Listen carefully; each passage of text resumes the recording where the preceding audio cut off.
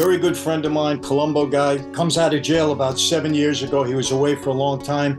Michael, I got to see you. I go into New York, I sit down with him, and he says, listen, there's a person that you know very well that I did a lot of time with and wants me to relay this story to you. I said, what is it about? He said, well, he was one of the shooters in the Hoffa case. And I said, well, where's the body? Because without the body, it's just another story. And he tells me basically where the body is. He said, Michael, it's wet, and here's what it is. I said, listen, why does the guy tell me this? Because if you ever sell the story, he's never coming out of jail, but he knows you'll take care of his family. I said, I need you to put this all on tape. So he puts it on tape, gives it to me. I still have it. Never done anything with it.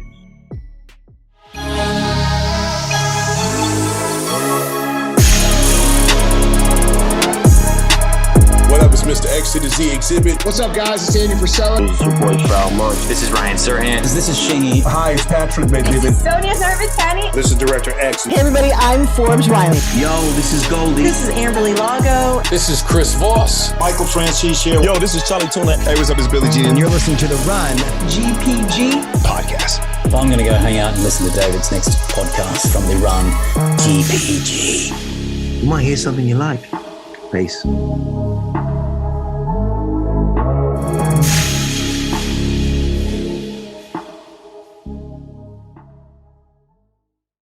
I'm super excited to welcome back to the show one of the most compelling and interesting people I've ever interviewed. Known as the biggest money earner in the mob since Al Capone, Michael Franzese grew up as the son of the notorious underboss of the Colombo crime family.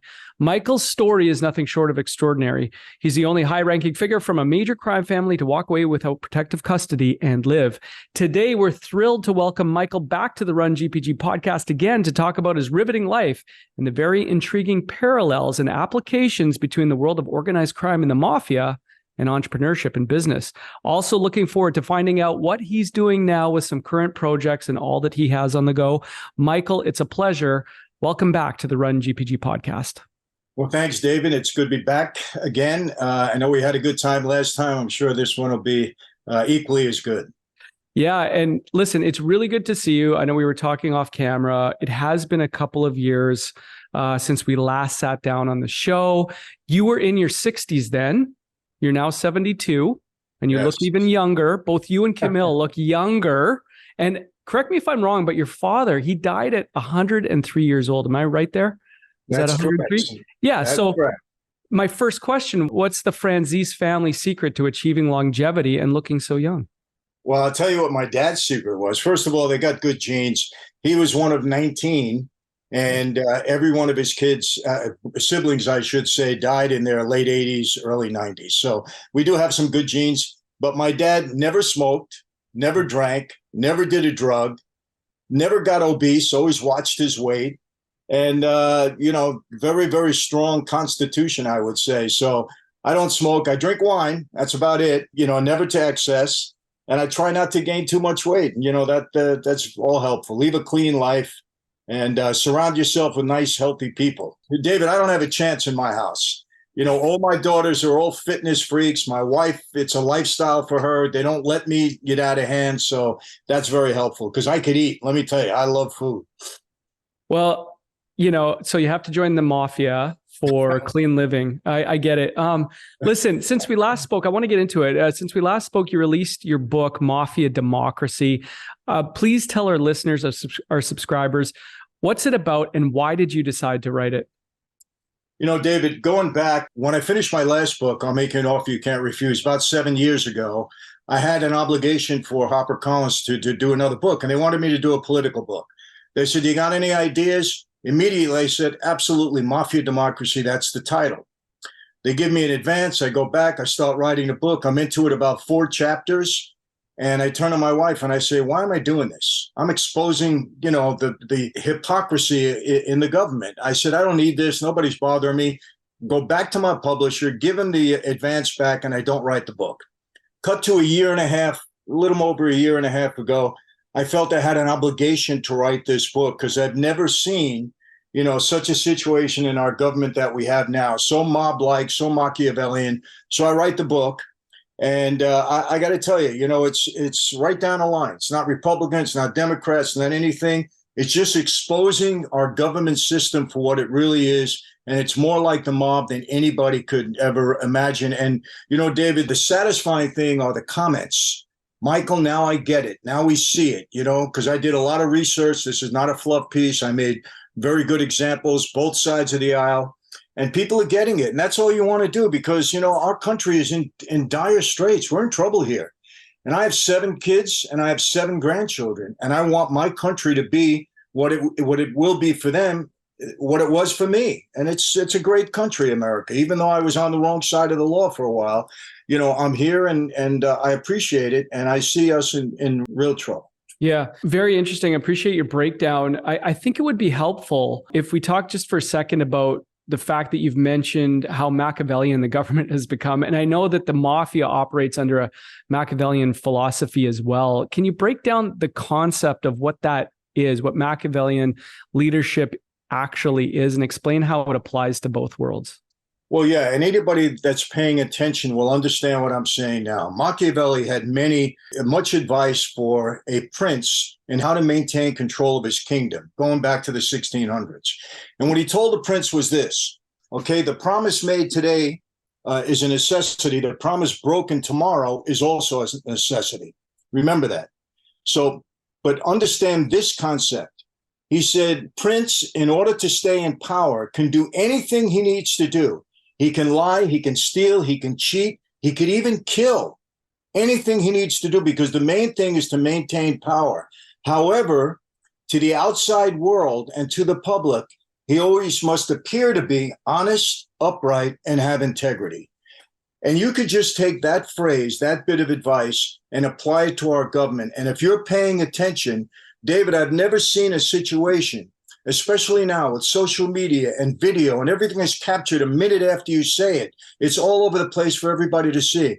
I've never seen the amount of lying, hypocrisy, dishonestness. People don't even care anymore. They know it's on camera. They know they're caught in lies. They don't even care. It's gone to that level, and it's really very, very destructive. And that's Machiavelli to a T. All our government, many of our government officials here, they come into Congress as blue collar people. They make $200,000 a year. They go home as multimillionaires. How? Mm-hmm. I know how, but that's not what this was set up for. And believe me, I have so many chapters and examples in the book, and people are really outraged over it. They really are. Yeah. And it is, really interesting times. And speaking of government, you were indicted 7 times, I believe, right? 7 times, which is currently more than Donald Trump currently, right? Right. What are your yeah. So I love hearing you talk about this. What are your thoughts on him and his legal challenges? And what do you think about the recent events regarding Donald Trump? Well, you know what? Put Trump aside for a second. The problem here is this, David. When any administration weaponizes the Department of Justice, the FBI, law enforcement to go after its political enemies, we're in a lot of trouble. That's not a republic. That's not a democracy. That turns into anarchy. And that's the real danger. Whether Donald Trump, I don't know if he's innocent or guilty of some of these things, but the fact is that they've weaponized, they're trying to eliminate Donald Trump. They're afraid of him. They don't like him. They hate him. So they weaponize and go against him. But, taking it a step further, they've done the same thing with social media. They've intimidated social media to a point to silence people that are speaking negatively about their agenda. Very dangerous. It's weaponization of the strength and power of the federal government to go against its enemies, or what they conceive to be their enemies, people that don't agree with their agenda. And it's happening to a large degree here in the United States, and it's very dangerous. When I was on the street, David, look, I knew the FBI did some things. I know they framed my father. There's no question about it. I'll take it to my grave. I knew they overstepped their bounds. But, people can sit back and justify, like they do with my dad. Well, your dad was framed on this case, but he got away with a lot of stuff. Now, even though that's not right, you can't justify that. You can't say in your head, well, I got him for this, even though, he got away with a lot of stuff that I can't prove. I can't prove it, but I believe he did. You can't do that. It's dangerous to allow the government to do that. But people can justify, well, you guys were criminals. You were criminals. Okay. But I said, remember this, when they start to do it against the criminals, they'll start to do it against people they don't like. And that's exactly what's happening now. And it's so obvious and it's very dangerous. Yeah. Donald Trump was Mr. New York in the 80s and 90s, right? Did you know him personally? And what do you remember about your interactions with him? Well, I met Donald once briefly with Roy Cohn, the attorney. We're in a private club in Manhattan, and I knew Roy very well. And I happened to be in the same club, and he momentarily introduced me to Donald. We said hello, and this and that. It wasn't any long-term relationship. And then, my Russian partner at the time and we bought some condos in Trump Towers when it was being built. But we didn't deal with Trump. We dealt with other people, but we gave him, $6 million in cash at that point in time.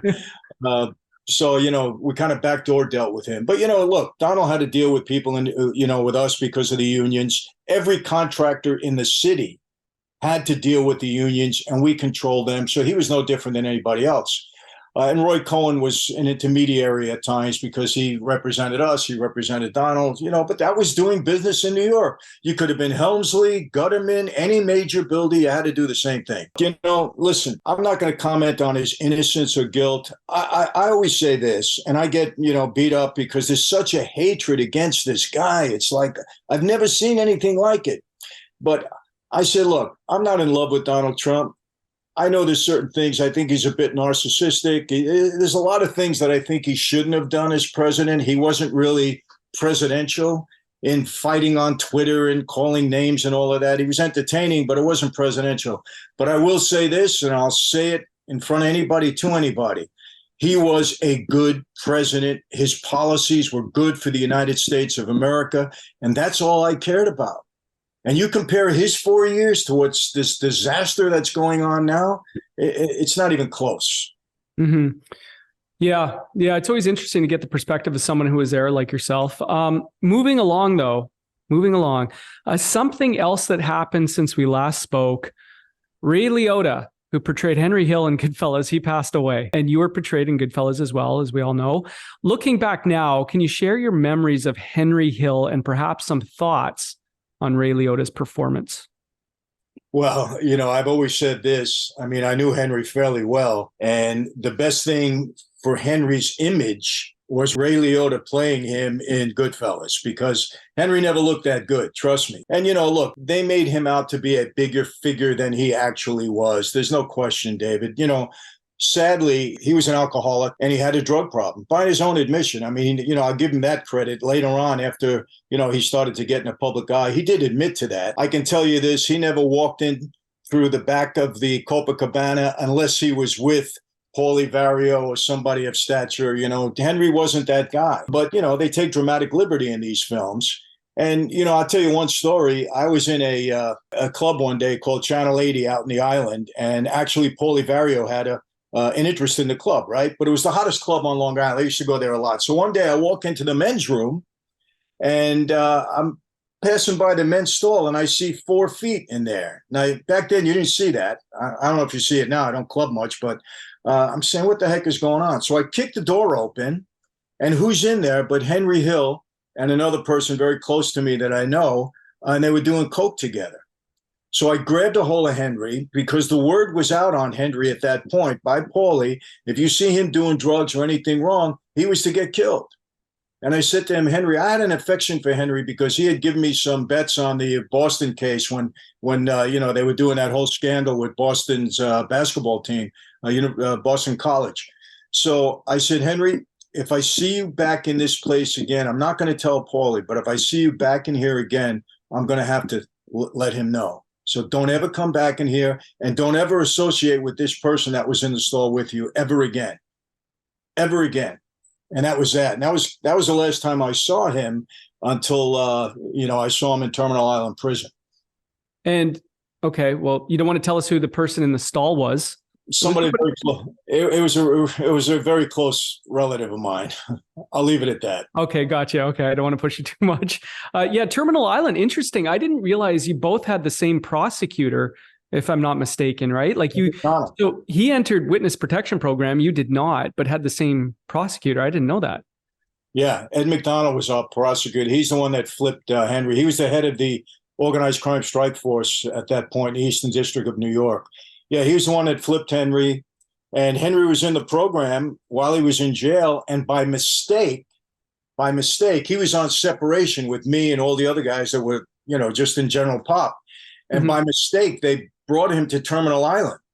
And there was 15 guys in there, and he wouldn't have lasted a day if anybody really noticed him. But as soon as he saw me by accident coming out of chow hall, he went and PC'd up. He put himself in protective custody, and then they shipped him out. But that was a mistake by the Bureau of Prisons to put him there. Okay, around that same time, I do want to get into this a little bit. Rudy Giuliani is someone who's synonymous with the Mafia, having prosecuted many cases in the 80s, the RICO Act, etc. Was he obsessed with the mob? And what was your experience dealing with him before we get to your book? What do you remember about Giuliani at that time? Well, my interaction at that point was when he indicted me on a major RICO case. I was a lead defendant. I had 15 co-defendants. And the day of my arraignment, he didn't try the case. He had his deputies try the case, but he was there for the arraignment of all of us and gave me $1 million bail. And then when he was kind of walking out of the courtroom, he told me and my lawyer, he said, if Franzese convicted on this case, I'm going to give him double what his father got. And that would have been 100 years. And that's the kind of time they were giving mob guys back then. You look it up. And he was out to get us, no question. And he admitted this later on in a show that I did with him, just about a year ago. So he wasn't a friend back then. Fortunately, I was acquitted in that case, found not guilty. But yeah, I believe Rudy was genuine at the time because what happened, Joe Bonanno had wrote a book. And Rudy Giuliani being Italian, Joe Bonanno kind of looked at the mob that it was a big family and he was a father figure. And according to Giuliani, it was really offensive to him the way Bonanno wrote that book.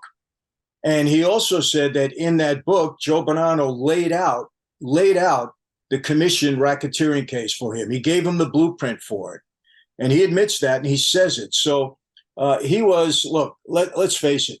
You prosecute, the Mexican cartel. Okay, you might get a little publicity.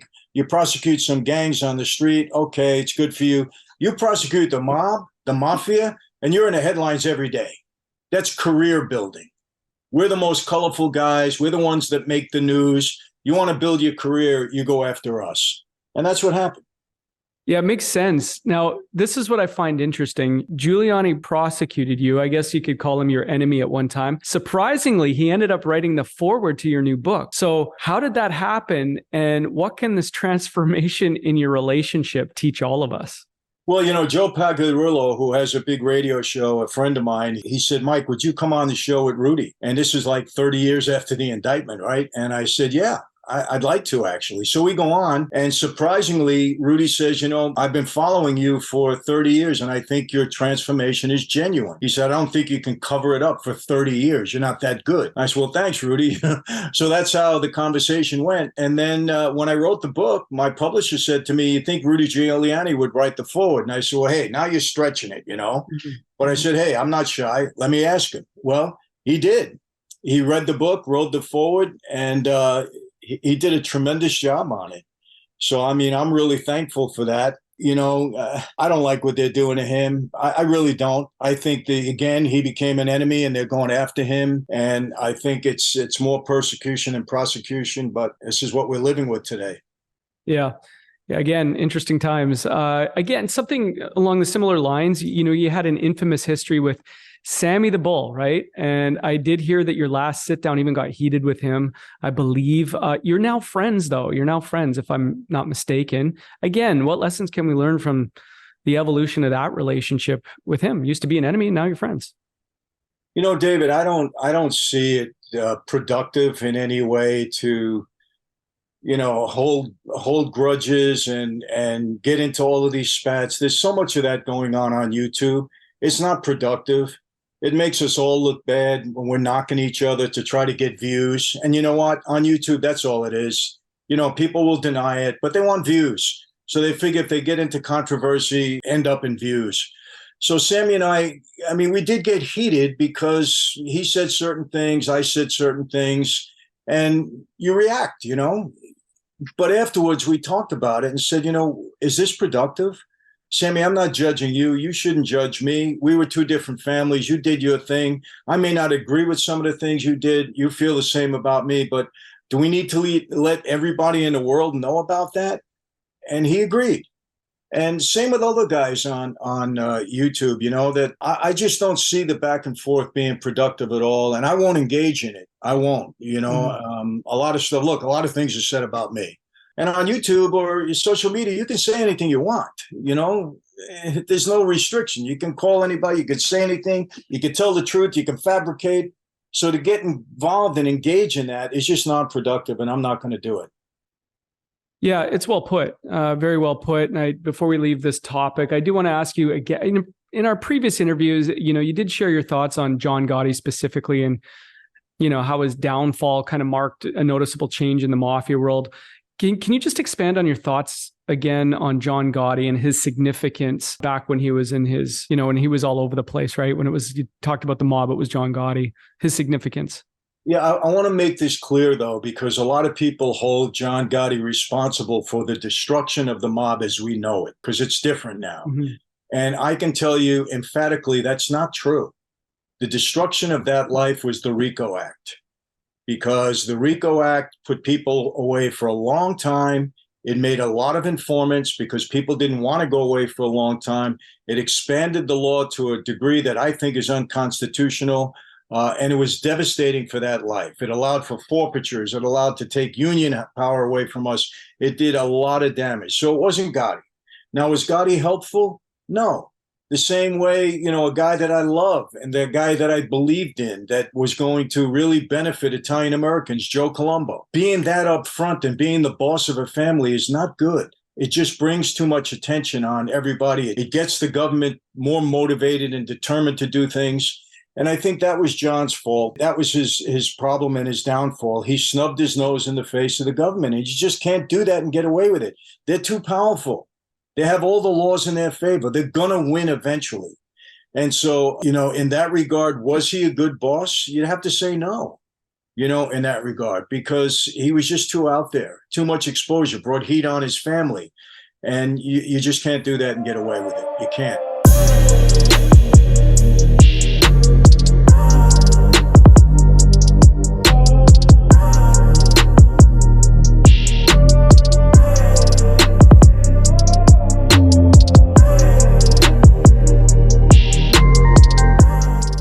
John Gotti was responsible for the death of Paul Castellano, right? There was a lot of notoriety and coverage of that hit. What do you remember about that incident?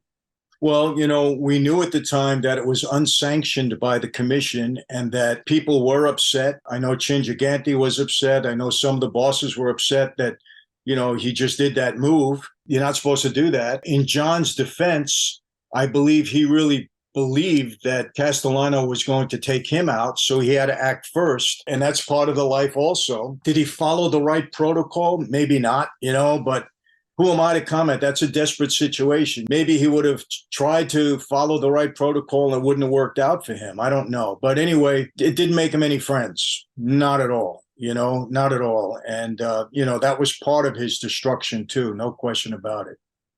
Yeah, you referenced the commission. What is the commission and when was it created? And is it still in existence today? Well, I believe it's in existence today to answer that. It's just that today people are so paranoid of being in the same room together that it's very, very difficult, for the commission to act as a body. So it's done covertly. Messages go back and forth and this and that, because it has to be. But the commission was started by Luciano, way back when, after he basically took over. I don't want to call him the boss of all bosses because at that point in time, he didn't want that title. But he said, listen, the bosses of all the 5 families, of all the 9 families, actually, at that point throughout the country, would make decisions for the body of Cosa Nostra throughout the country. And it was a good move, no question about it. And they set policy and they had agreements. But remember this, the boss of a family, he's the boss. Nobody can really tell him what to do. So a lot of times I liken the commission to the United Nations. There's a lot of talk, a lot of this, but at the end of the day, each country operates on their own. They do what they want to do. And so that's kind of what it's all about. But, in Gotti's case, Chin Gigante back then, head of the Genovese, he was the most powerful guy in New York. It probably would have been better for him to run things past Chin, because Chin was very upset when John pulled that move on Castellano. So, there's a lot of back and forth, and I'm giving my perspective on it from the experience and knowledge I had at the time, and the knowledge I have of that life. But hey, it is what it is. If you're comfortable talking about it, the number one question I get regarding you is whether you still fear for your life. Can you share your thoughts on this question one more time for us? Yes. Well, that was the prediction when I walked away from the life and I came out of prison. I mean, the FBI had me a dead man, and it was all over the street that I wouldn't last, I wouldn't make it. But, I knew there were two things. And listen, I did sit down and talk to the government. But, a fellow by the name of John Gleason, who was Gotti's prosecutor, it was very funny that he wrote a book. And in the book, he said Franzese took the government to the cleaners. And, David, I kind of manipulated my way through there. I was trying to make peace with the government, but I would never, ever do anything to put any of my former associates in jail. That's the promise that I made to myself. That's what I told my dad. I said, Dad, I'm doing this to preserve my family. I'm not mad at anybody. I don't want to hurt anybody. And I'm not going to go to the level of putting people in jail. I said, and you can relay that to Junior and my bosses and, people in charge and everything else. And for a while, people didn't believe me, David, because nobody does that. When somebody leaves the life, all right, they're cooperating with the government. And the FBI did some dirty things. They put my name on the witness list of cases that were going up in New York, because I could have hurt a lot of people. But then the cases kept coming up and I didn't show up. And then they violate me on my parole after I did my time. And I want to make this clear. When I took my plea, got a 10-year prison sentence, 15 million restitution, there was no cooperation. That was my plea. No cooperation whatsoever. I went in, I did my time, paid my fine, and worked it all out. But it wasn't until later when they subpoenaed me for some stupid thing that was on that I sat down. They said, hey, what do you guys want to know about me and this and that? Because they were interested in talking about me. How could I say it without sound? I don't want to sound egotistical, but I knew how to manipulate my way through those things at that time. So bottom line is I never hurt anybody. Never hurt anybody. Nobody went to jail because of anything I ever told anybody. And so over a period of time, people realized that. And again, I move out to California. One of the dangers of that life, horrors of that life, David, you make a mistake, your best friend walks you into a room and you don't walk out again. So I said, nobody's going to have a chance to do that to me. I leave, I move out to California. I'm 3,000 miles away. I stayed out of clubs. I didn't create patterns in my life. It's one thing to walk somebody in a room. It's another thing to send a hit squad across the country, try to kill somebody that's aware of it and knows what to do. I was very disciplined in my behavior back then until I knew things were pretty quiet and calmed down and everybody got it. And that took years. Mm-hmm. And people say you're afraid now. Nobody's got it in for me now. Now, I'll tell you what I can't do. I can't go back into Brooklyn and say, okay, guys, I'm moving back into the neighborhood. I wouldn't last very long because I'd be snubbing my nose in people's faces. Now, why would I do that? Doesn't make sense. So you could say that. And then the second part of this, the overlying reason for this, David, I'm a man of faith now, and I believe God had a different plan and a purpose for my life. And it's become crystal clear over the years that he just had an arm of protection on me. Mm-hmm. Yeah. And I've heard you mention you've just outlived and outsurvived everyone. Everybody. They're all dead. Yeah. They're all dead. Yeah. I mean, 50 people on Fortune magazine's wealthy and most powerful guy, right? I was one of them. Yeah. 48 of them are dead. Yeah. 49 is still in prison. So it's wild when you look at that, eh?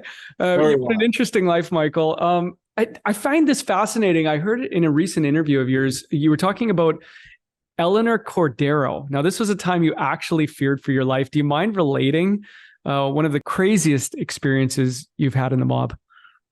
Okay, her husband, this was back when I'm a kid. I'm at 20-something years old. Her husband was the major witness against my father in the bank robbery case. Okay. And wild guy, drug addict, absolutely lied. She, Eleanor, drove the getaway cars on the actual bank robberies. Well, through a whole series, because we could be here all day if I go through it all, I had the opportunity to meet up with her because she had got into a conflict with her husband. He tried to kill her. He hit her with an axe, gave her 2,000 stitches and almost killed her, but she somehow got to a phone and called 911, and they came and took him away, for a while. She survived that axe beating, survived it, 2 stitches, and you've seen the stitches all over her, right? So I met her, I go into it was all set up, and I go into her Mustang behind a diner in Long Island. And the first thing she does is pull out a pistol, point it at my crotch and say, if you're wired, I'm going to blow your blank off. And then she frisked me and I wasn't wired. And anyway, that started a 7 or 8 month most horrible time in my life, babysitting this woman, bringing her to court, taking her testimony, giving her lie detector test. But she was afraid. She said, if my husband finds out about this, he'll find a way to kill me. And if the FBI knows that I'm blowing the whistle on the frame, they'll try to kill me. She was afraid of both. And so I had to hide her out, babysit her. And I got to tell you, she was a horrible woman. Oh, God, David, I'm telling you what. I actually went to see my dad once, and I said, Dad, as much as I love you, even you're not worth what I'm going through with her, because she drove me out of my mind. It was a tough situation. And again, got her into court, told the truth, lie detector test, framed my father, and the judge knocked it down. The appellate court knocked it down. So it was all for nothing. Wild story, Michael. Absolutely wild. Changing direction a little bit here, you did mention that one of the reasons you joined the mob life, the Mafia, was to get your dad out of prison. I remember you telling this story quite clearly. And I recently heard a story of how you tried to pay $2 million to help your dad out when he was going through his trials, but it didn't work. And it made me think about asking you about corruption in the legal system. What can you tell us about that? Because obviously it exists, but specifically paying off judges and lawyers, does it happen? What are your thoughts on that? David, it absolutely happens. It happens on a local level when you're dealing with, the local law enforcement and police. I experienced that when we had certain gambling games and things that we were doing in the city and Queens. But with respect to my father, yeah, I had the wherewithal to pay big money to get his case squashed on a federal level. And I couldn't do it, David. I tried. I offered $2 million to the right people. And they wanted to help, but they said, Michael, we can't get this done. As much as they wanted to take the $2 million, because I did tell them, I said, listen, there's $2 million on the table, but I'm going to tell you this right now. Don't beat me out of it, because it's not going to end up nicely for you. And I really meant it at that time. Mm-hmm. And so they really put an effort. I mean, this is political clout that I had, put an effort into getting that case turned around. And I think because of the fact that it was a frame, they were just going to protect that and let my father die in jail. That's what they wanted. They wanted him to die in jail. Just couldn't do it. Interesting as well. Speaking of your father and the legal system, the witness protection program was created because of your father. Can you tell us about that? Well, a fellow by the name of Gerald Scher, who worked with the Justice Department at that time, he told a story. He said there was a guy whose truck was, I believe, hijacked, and knew that my father was responsible for it, and initially said something, and then changed his story and said, Franzese is going to kill me. I'm not going forward with it. And it was then that Gerald Scher said, you know what? We need to do something to protect witnesses, or none of them are ever going to cooperate. And he told us, this came out of his mouth. So the witness protection program was created as a result of that experience that Gerald Scher had with a case pending against my dad. Wow. What a history, Michael. Yeah. I was shocked to learn.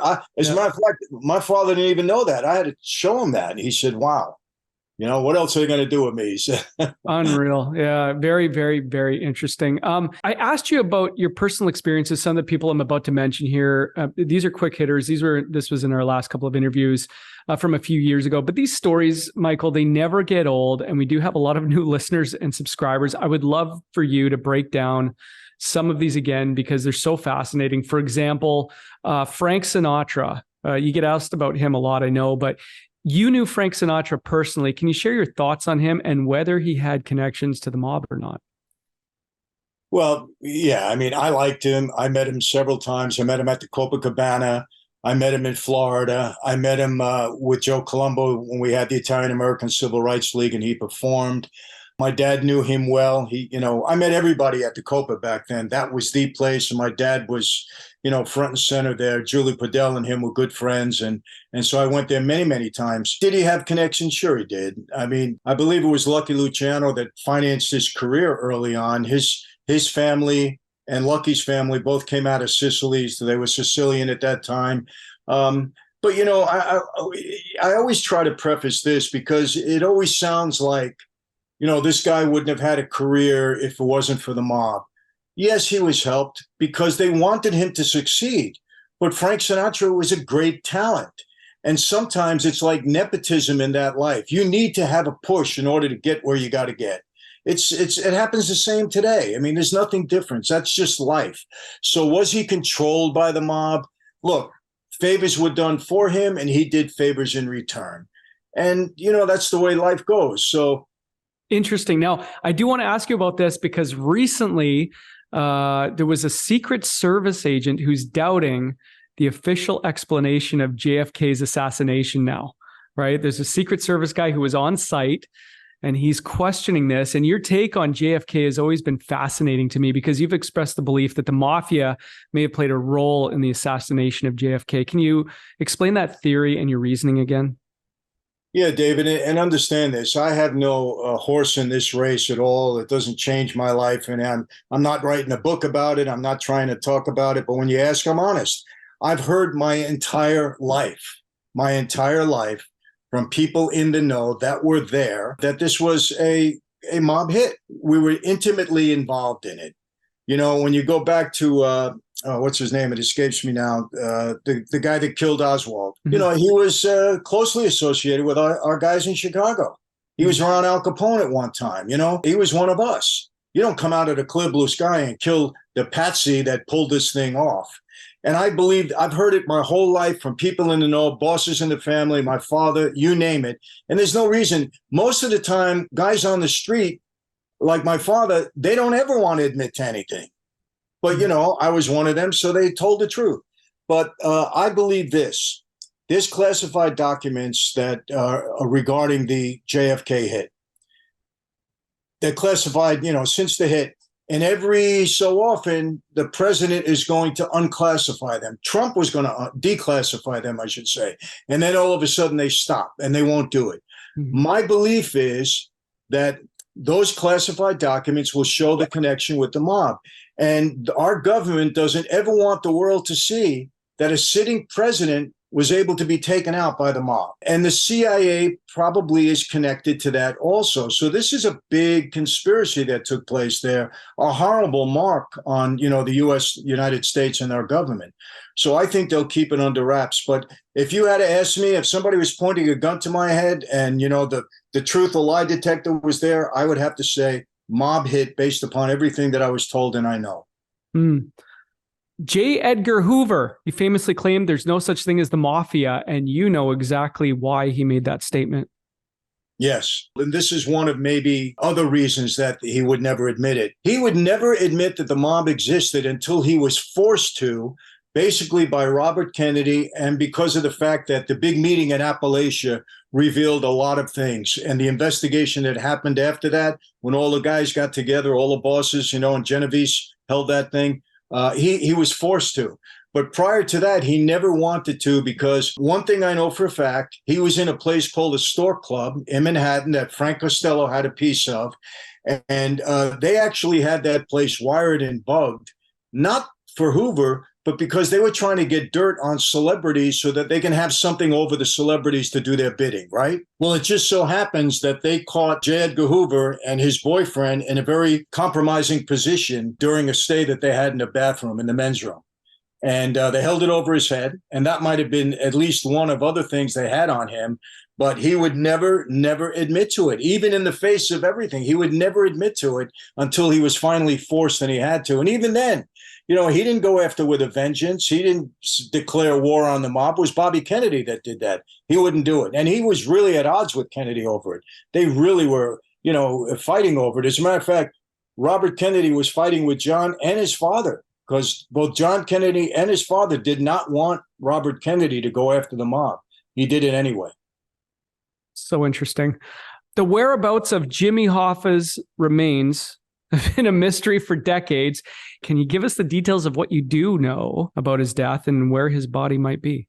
One thing I know for sure, the hit did come out of New York, and that was ordered by Tony Salerno. That I know for a fact. Now, I'll set this up briefly again because these are long stories. Very good friend of mine, Colombo guy, comes out of jail about 7 years ago. He was away for a long time. Michael, I got to see you. I go into New York, I sit down with him, and he says, listen, there's a person that you know very well that I did a lot of time with and wants me to relay this story to you.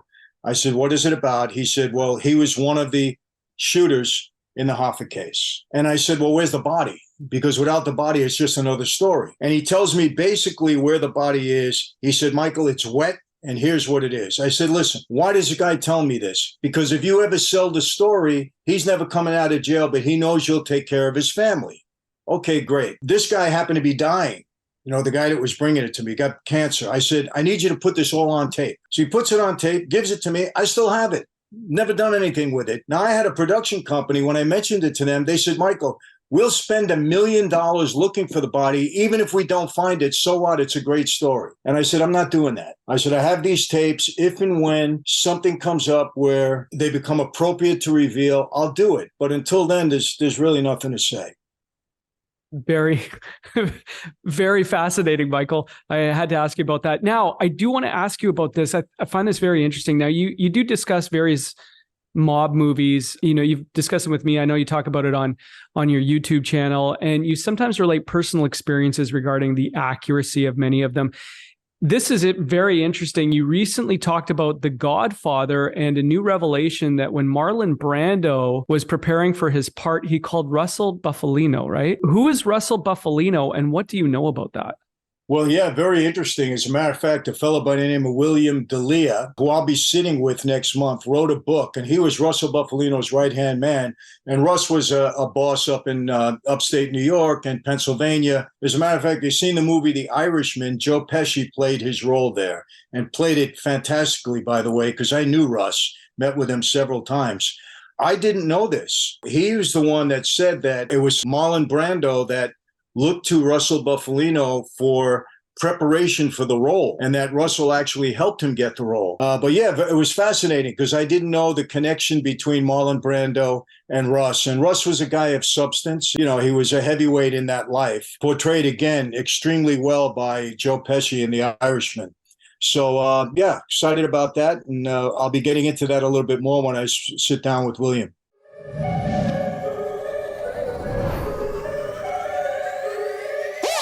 Are you a new real estate agent or thinking about getting a real estate license? If so, you're going to want to ask about the Greater Property Group's Agent Scholarship Program. Why pay for the cost of the course yourself when the Greater Property Group will subsidize the cost for you? Make sure you reach out and get all the details on the Greater Property Group's Agent Scholarship Program.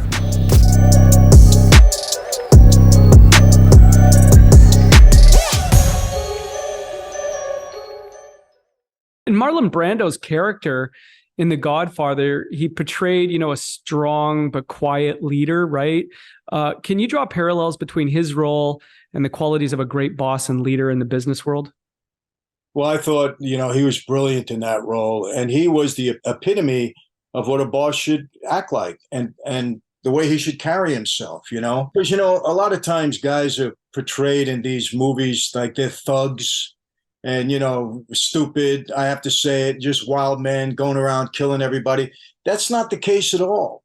Look at John for a minute. I mean, look, when he walked down the street, John had charisma.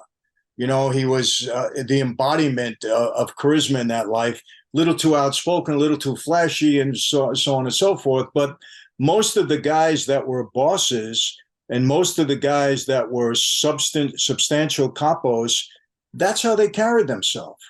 Not like the thugs that they're portrayed to be. You look at Luciano, you look at Costello, these are guys that held themselves. They had charisma. They held themselves the right way. So there was a lot of that. When I say this, David, a lot of guys, if they weren't in that life, they would have been successful anywhere because they were smart. Look, I say this all the time about that life. Cosa Nostra in this country existed for about 100 years under some very difficult conditions. And not only did they exist, they had so much power and control. We did, from the man on the street in the numbers business right up to the White House. You control the unions in the country, which we did. You control the country. You have 2.5 million Teamsters. You call a strike, everything shuts down. And why is that power? Very simple. What do politicians want? They want two things. They want money and they want votes. You control the unions. We give you 2.5 million votes. That's substance. We have pension funds worth billions of dollars. We can help fund your campaigns and do what you need to do. That's power, and we had it. So you don't get that by being a dumb thug or some guy on the street that's murdering people all the time. It doesn't happen that way. You got to give credit where credit is due. No, absolutely. I appreciate your breakdown there. I did want to ask you about this, and then we'll get to your current projects. But further to the conversation about corruption, because we've talked extensively about that, you have talked about corruption in sports. I know you're heavily involved in that, but I've always wanted to ask you, can you share your insights on which sports were the easiest to fix and why? Well, obviously, basketball is easy. Why? 5 men on the court. You have a referee that if you can get to the referee or he gets himself into a gambling problem, this. Remember, it's never about winning or losing. It's about the point spread. That's what matters. So you have a referee that you have control over. You know that he can call a foul every time they go down the court, or he doesn't have to call it. He can miss it. And that has a tremendous impact on the spread. Tremendous impact. I mentioned players that are not here anymore. You take Kobe Bryant, Lakers back then, favored to win by 10 points. Well, how do you shave that? Very simple. Put Kobe on the bench for a couple of minutes, put the main players on the bench. And all of a sudden you manipulate that spread. So they don't win by 10, they win by 6. Well, if you're gambling, you're a winner if you bet the spread. You know what I mean? So easy. Obviously, tennis, you got one player. Very, very simple. And, there was a lot of issues in tennis. I spoke to a lot of tennis players throughout my, speaking career. So they're the easiest. Football, obviously, again, remember, it's always about the spread. If you have a major guy, you have a quarterback, you have a running back, you have a wide receiver, you can manipulate that spread fairly easy. And remember, you don't always look at one game. You try to have somebody over a period of games. And if you have them doing your bidding, you can come out pretty good. And what about boxing? Well, boxing, yeah, obviously, it's one-on-one. I don't think you see that as much now. Back in the day when we had control over fighters, you saw people taking dives, no doubt. But I think it's cleaned up quite a bit today. I had a huge investigation on me, myself and Don King, about, organized crime's control over the boxing industry. Fortunately, it went nowhere. They tried, but they couldn't indict us. But back then it was big. Not so much today. Weren't they trying to frame you, but they got recordings of Don King? They pinched him, didn't they? No. He got pinched on an unrelated case. Actually, the tapes that they had on me, I gave to Don, and that helped him beat his case because it showed that the government was trying to get him. Yeah. So, he thanked me a lot for that. Interesting. Okay, let's talk about your current projects, Michael. I know how busy you are. I know you're off to another continent in a few hours. You've launched a wine label, Franzese Wines. Tell us about what's happening with Franzese Wines right now. Well, very, very excited, Dave, and it's very appropriate that we talk about it because we're moving steadily throughout the United States in various states. We just got licensed in 41 states, and we're getting to every one of them. We're very big in California, now Ohio, Michigan, going into Louisiana. But even more exciting for where you are, we're in Canada now. And we're in Ontario. Yes, we have a big distributor. And start looking for us in markets. It's Franzese Wine. We have some great products. Here's the backstory. This is Armenian wine. And you probably don't know this, but Armenia was the birthplace of wine in the new civilization after the flood. And so the first wine batch in the new civilization came out of Armenia. It's big in Europe, big in Eastern Europe. And now we've brought it into the United States. My partner is an Armenian. We have a huge vineyard in Armenia for the last 25 years. So we're very excited about it, and people are really taking to the wine. We have an Oreni, which is like a Pinot Noir. We have a Malbec. We have a Sauvignon Blanc. and we have something that we cannot keep on the shelf. It's a pomegranate wine. It's more like a tart wine, but David, we can't get enough of it. Yeah, I hope Canada got a few bottles. Well, Where? Toronto? Are we talking specifically Toronto, or we're talking in Ontario? So they're just we just signed a deal with the distributor about 2 months ago, so they're starting to bring it to all of their accounts. So it's in markets. Look for it and ask for it. If it's not there yet, ask for it and they'll get it in. It's a big distributor that we have. So very excited about it. But again, more information, franzesewine.com. You can see everything you need to know about it. And I've been, it's not in name only. I've been pretty active in the brand itself. We've been doing a lot of marketing. And if they let me back in Canada, I don't know if you know this has happened, David. Yeah. But for the first time, last time I had speaking events a couple of months ago, they wouldn't let me in. What? Yeah, they turned me away at the border. What was the reason? Other than that you were an underboss in the Colombo crime family. Exactly. But for the past 10 years, they've been letting me in. I go through all the motions. I get my visa. I do everything responsibly, do it the right way. And this particular time, I have to say it, we had they weren't nice Border Patrol, immigration agents. And I said, but you've let me in over the past 10 years. Nothing has changed. As a matter of fact, I'm a better person now. I got all your people. You're gonna be hurting the people that have brought me in. Yeah. Thousands of people I'm going to be speaking in front of. They didn't want to know anything. So what they told me and what I'm in the process of doing now, if you've been clean for 10 years, you're allowed to apply for permanent residency, meaning I can go in and out whenever I want. So they told me to do that. I had to hire a lawyer now. She's doing that because my last conviction was 30 years ago, right? So hopefully by January, because I have more dates and the distributor wants me up there to start marketing and promoting the wine, I think I'll get in. Oh, listen, you have to give us a heads up on that. You have to. We'll make the trip for sure. I think that would be fantastic. Absolutely. I got to come see you in LA as well. This is crazy too. Your excursion to Cuba. Tell us what that's all about. What are you doing in Cuba, Michael? Again, very, very excited. I was approached by a very substantial tour group that is December 8th, 9th, and 10th of this year, 3 nights, 4 days. We're bringing a group of people into Cuba, and we're going to go over the whole history of the mob in Cuba during those 3 days, and I'm going to lead that delegation. And we're going to the Hotel Nacional, where I don't know if you know this, but the biggest conference prior to them coming into Vegas was in Cuba, where we had casinos, we had hotels, we had a lot of business going on there. Luciano was there. He set up shop. Meyer Lansky, Bugsy Siegel, Genovese, huge conference there. Meyer Lansky bought the Riviera Hotel, opened up the first big casino down there. There is a huge mob history in Havana. And we're going there, and we're going to be going day by day to all the different spots. I'm going to be telling the stories. We got a tremendous tour involved in that. And so please, continue to talk about it, because anybody that's interested, we're going to have this is a once in a lifetime deal. No question about it. Nobody's ever going to do this again. And it's top notch. Everything is first class, everything that they're doing, or I wouldn't be involved in it. But you're going to get the Cuban culture and the mob culture at the same time. And, when they were finally after the revolution or during the revolution, that's when everybody left, jumped ship and went into Vegas. But great history there that we're going to talk about. I'm very excited. And I know those spots are filling up. So anybody interested, you'll see the link here, jump on, get all the information, and hopefully I'll see you in Cuba.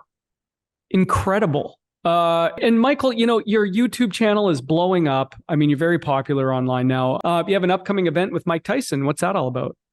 Yeah, we're on January 25th. The title of the event is Remade Men. And it's myself, Mike Tyson, and Chaz Palminteri, my dear friend, is going to kind of MC this. And basically, Mike and I have gotten together as two guys that have been through a lot of challenges, have remade ourselves in a way. And Mike is at a point in his life where he wants to leave a positive legacy. And so do I. So this is going to be designed around telling our stories, but we're going to take it a step further and put a platform together where we're going to be mentors. And we've got a group of people that want to join in with us on this, and hopefully to create a platform that's going to help a lot of young men and women not only develop themselves personally in their careers, but also in their business life. We have a lot of people jumping on board with us. So it all kicks off on January 25th in New York at the Beacon Theater. And we're going to take this show around the world. And we're very excited about it. Mike is totally committed. So am I. Chaz, I love the guy. He's jumped on board. And we got a lot of good people. So January 25th, Beacon Theater in New York City. I know the tickets are going fast on that. So anybody interested in seeing it, we're not too far from you in New York. Come in, and we're going to have a VIP thing. Enjoy, getting together with people in the back of the room later on. It's going to be a good time. But more than that, it's going to be a good project for both of us. Yeah, it sounds like a very worthy project, fascinating. It's nice when, people thinking about legacy and leaving a positive mark and talking to people like yourself. And, speaking of which, considering the incredible, journey you've been on, the life you've lived, Michael, and all you've gone through, I know you're someone who's deeply, introspective and thankful for where you are as a 72-year-old. And this is something that I pay close attention to now. Can you give us your thoughts on the importance of gratitude and having a daily practice of being thankful? David, I know this is cliched, but I want people, to understand where I'm coming from. There was a time in my life where financially, I had it all. I had all the money I could ever spend in my life for me and my children and my grandchildren. Jet plane, helicopter, houses in different parts of the country, a crew of men under me that would do my bidding. I had it all in that regard. And yeah, it was satisfying back then. And I don't want to use the cliche that something was missing. I don't know that anything was missing. I was also a major target of law enforcement, so I had to balance things out. And I was in a volatile life.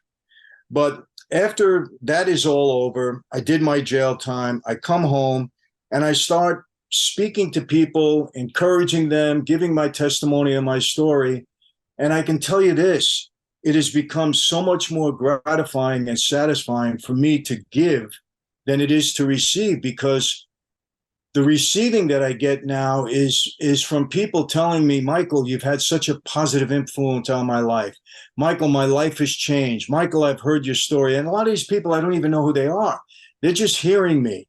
And it's become it's my motivator. It's what keeps me going. One of the major questions I got, and I guarantee people in your audience are thinking the same thing.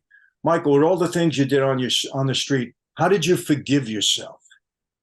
And I say to people, before you can forgive others, and forgiveness is great because revenge and anger is a terrible burden to carry around.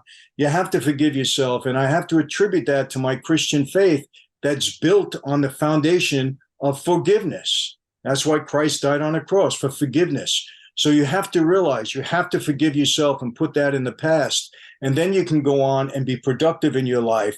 And then you can look at things in a different way. Then you can have forgiveness. I don't know if you know this. You don't know this because it just happened. I was in prison, visiting in prison with David Berkowitz, the son of Sam. And it's going to be a big video. He wanted to meet me because he had read my book in prison and he's transformed himself. And when you talk about forgiveness, I don't want to, reveal the story now because we're working on it, but it's an amazing story. So he read your book and reached out, and now you go and meet with him in prison for hours to talk about, I'm not sure what was the biggest takeaway? My takeaway there again, it's about forgiveness. It's about reality if somebody's really transformed. And I said to him, David, let me tell you something.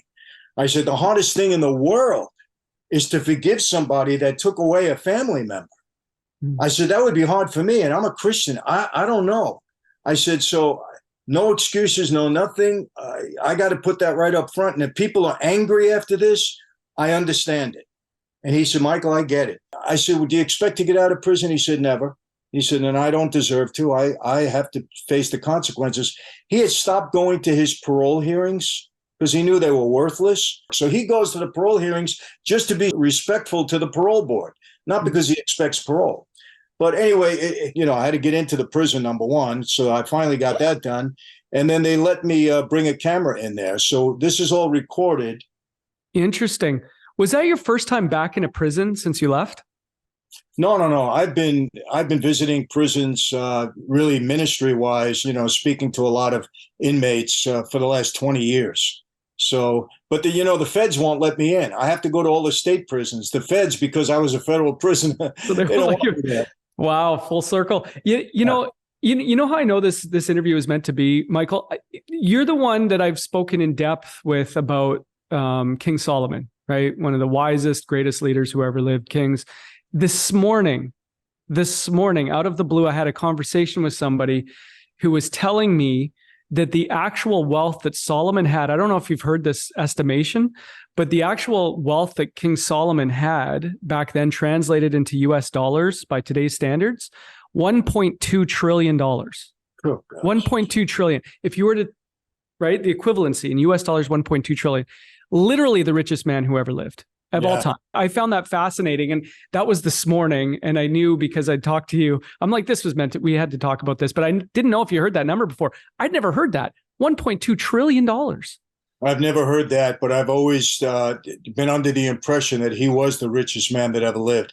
And just so you know, it was Solomon's verses in Proverbs that had the major impact on me. Two of them, one of them right here, Proverbs 16:7, and then Proverbs 3:5 and 6. So I have them right there in front of me all the time to remind me of how blessed I am and what an impact he's had on me. But it was meant to be. No doubt, David. And listen, I enjoyed talking to you. Yeah. It's great. Michael, as always, what a pleasure to speak with you again. Really appreciate you taking the time to sit down with us again. Thank you. I'm just really grateful to have you on the show and very thankful. So I appreciate that. Where do you want the people to find you, Michael? Best thing is YouTube, Instagram, Twitter, that's now X, Facebook. I'm all over the place. And of course, FranzeseWine.com. We'd love for you to look in on that. Yes. And then the whole Cuba thing, anybody that's interested in having a really impactful and once in a lifetime 3 days, three nights, 4 days, I think we'll put up the link and hopefully I'll see you there. And you're going to be in my presence. That's it. I'm going to be leading the whole thing all 3 days. So it's going to be fun.